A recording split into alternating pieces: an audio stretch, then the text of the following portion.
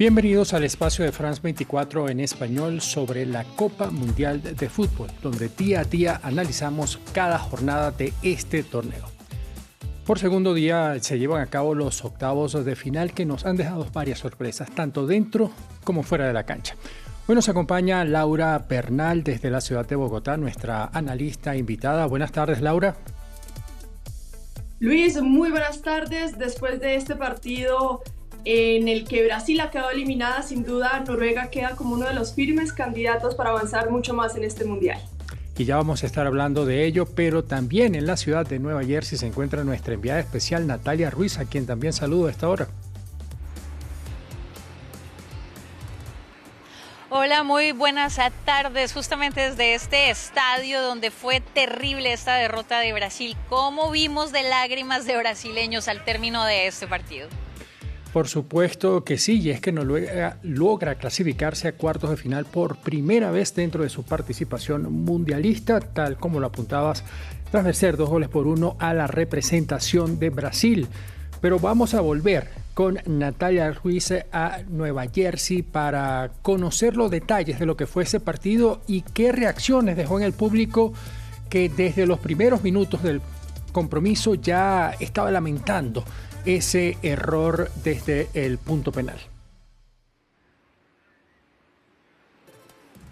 Así es, ese error que llegó sobre el minuto 14, un error de Bruno Guimaraes, porque era para que Brasil pudiera abrir el marcador desde el punto de penalti y finalmente pues un cobro que terminó en las manos de Orjan Nyland, que hoy el guardameta de Noruega pues se terminó siendo toda una figura en este partido porque atajó todo lo que pudo, excepto el penalti del descuento ya al final de este partido.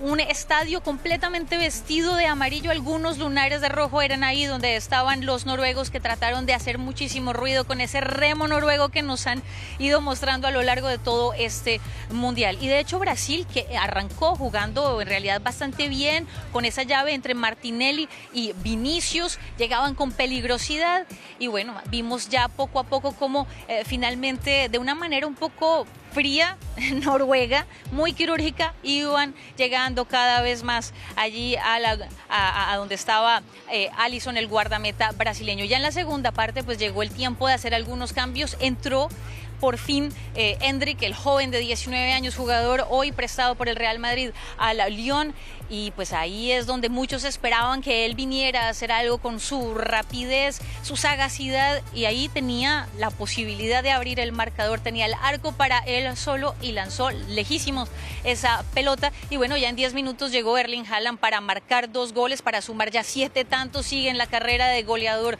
para este mundial junto con Messi y con Kylian Mbappé. Y por supuesto pues muy triste para Brasil, que logró el descuento gracias a Neymar, que entró ya en la segunda parte, un hombre que nunca fue titular a lo largo de este mundial, y caras muy largas entre ellas. Les puedo contar, me crucé hace unos instantes con Romario, el mítico delantero de Brasil que fue campeón con Brasil justamente aquí en Estados Unidos en 1994. Ese es un buen dato que no es menor, esa victoria de Brasil en el año 1994, un Brasil que llegaba en situaciones similares, con muchos problemas también en eliminatorias, mucho problema de camerino, pero algo deberá trabajar la Confederación Brasileña de Fútbol. Laura, usted ya lo adelantaba, Noruega firme candidato a llegar a instancias lejanas dentro de esta Copa del Mundo. Sabemos lo que es capaz con Erling Haaland y todo este grupo, pero hablemos un poco también de qué está pasando en Brasil. ¿Cómo podía Carlo Ancelotti, que ya tiene contrato hasta 2030, formar a un conjunto que vaya a buscar ese título que tanto anhelan en el gran país sudamericano?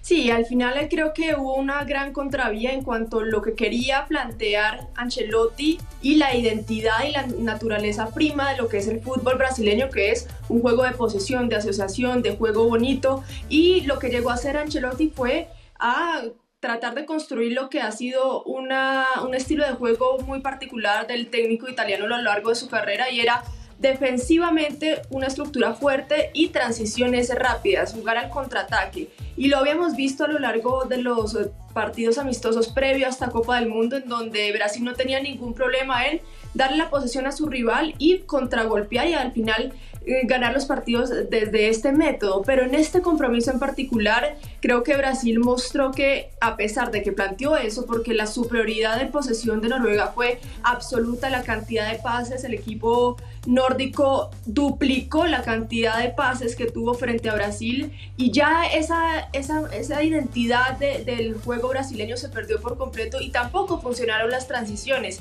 Y creo que aquí es donde entra en choque lo que es la historia brasileña con su juego y lo que vino a implementar Carlo Ancelotti. Si bien este técnico tiene mucha experiencia, tiene una gran categoría, siento que lo que pasa internamente ya en la historia del fútbol brasileño no se puede borrar de un momento a otro. Así que creo que hay que reconstruir mucho a partir de este momento, porque es otro batacazo más muy fuerte para un equipo y una selección y una nación que está acostumbrada a ganar.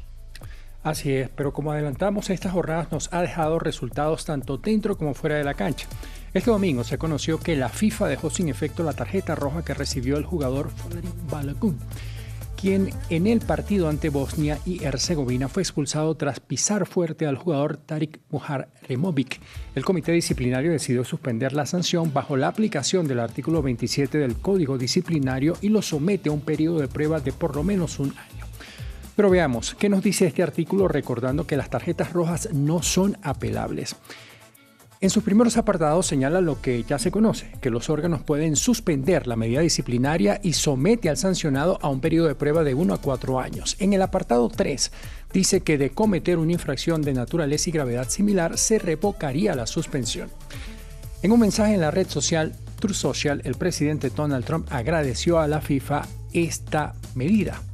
Pero la Real Federación de Fútbol de Bélgica ha reaccionado con un comunicado en el que expresa varias contradicciones de este artículo, en este caso con el 66,4 del mismo Código Disciplinario, y también contraviene la disposición 10.5 del reglamento de la presente edición de la Copa del Mundo, por lo que cierran dicho comunicado que estudian todas las opciones posibles para esta situación. Natalia, ¿qué reacciones ha dejado la noticia sobre la habilitación de Folarin Balogun para ese partido contra Bélgica?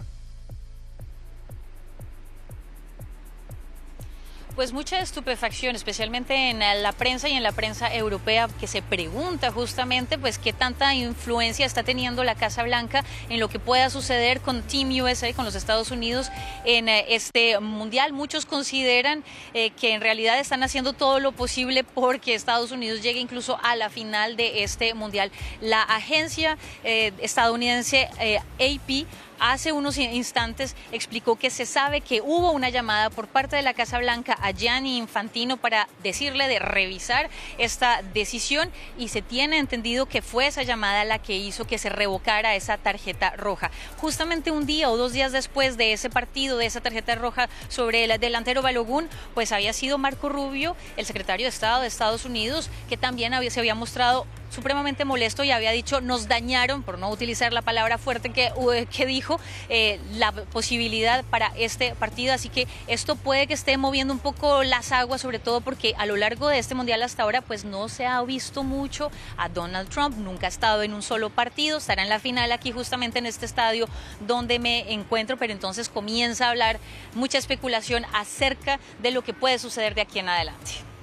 Y Laura, esta decisión podría crear un mal precedente no solo para esta edición del torneo, donde ya vemos la reacción del conjunto de Bélgica, sino para torneos futuros y sobre todo en las categorías menores, donde sabemos que también suelen ser muy rigurosos los árbitros para conservar la salud de los jugadores.